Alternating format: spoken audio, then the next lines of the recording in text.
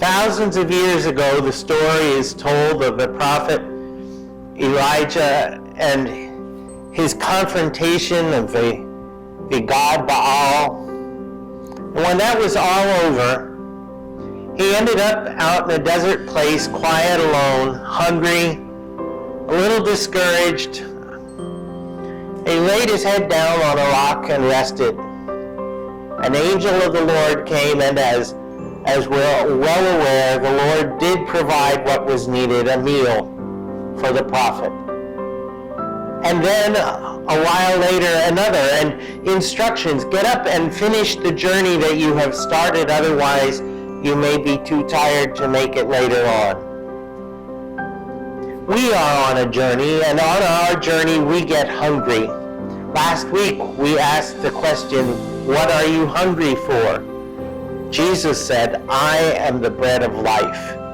If you eat this bread, you will live forever, and you will be one with who I am and who I am becoming. If we do that, and if we take those words seriously today, they have to impact our life in some way.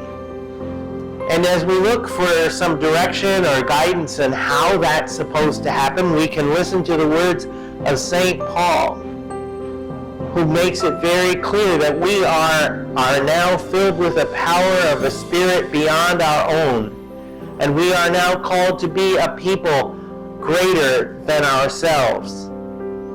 But how that takes place in real life becomes a bit of a challenge. Love your neighbor, care for your neighbor as much as you care for yourself. Put aside hatred, put aside envy, put aside strife, and love one another. Care for one another. Lift one another up when they fall down. Those things are not in the nature of people in the world today. At least it would seem that way as we listen to the news day after day during these challenging pandemic times. Yet we are called, we are empowered, and we are sent into the world to be the word of living bread for people who have not yet heard, people who have not yet seen.